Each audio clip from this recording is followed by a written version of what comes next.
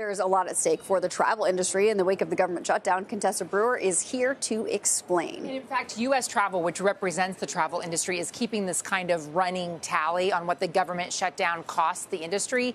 And if we take a look at it right now, we can pull it up and see it's just building on itself. We're almost up to $200 million since the government shut down. But their forecast is $1 billion a week lost for every week that the federal government stays closed. Part of it is just obvious. All non-essential government travel is canceled, even for workers who aren't furloughed. That, of course, has a trickle-down effect on corporate travel. For instance, if a meeting with a government agency is canceled, you don't need to fly to D.C., you don't need to have a hotel or eat in restaurants.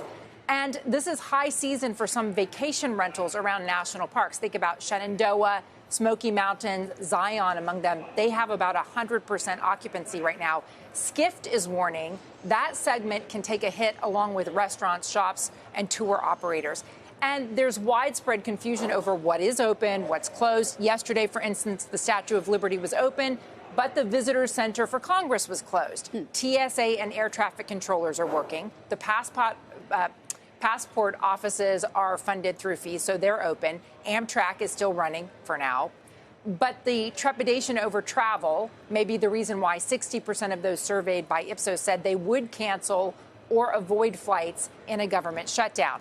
And several analysts I talked to say the damage was largely done by DOGE already. Those government budget cuts and firings really took a toll on the government segment for lodging. It was down 11% by June this year, according to Calibri Labs. Worst hit, of course, D.C., Hawaii, and San Diego, big convention and conference businesses there, down about 25% in those destinations. So how much of this ends up getting picked back up once things reopen? If you had a trip planned to the national parks, do you reschedule it or is it gone? Okay, so I talked yesterday to someone who relies on government certification to move projects along and is worried that next week his meeting with a crucial federal agency that's been 4 months in the planning. It took them 4 months to get this meeting on the books.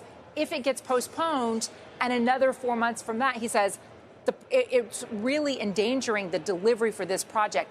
So will travel pick back up afterwards? Yes. But if furloughed workers cancel their vacations or their trips, does that money just get lost forever? Right. Yeah, maybe. I mean, this is really like a wait and see. And remember, travel has been soft anyway. International travel way down this year, especially from Canada.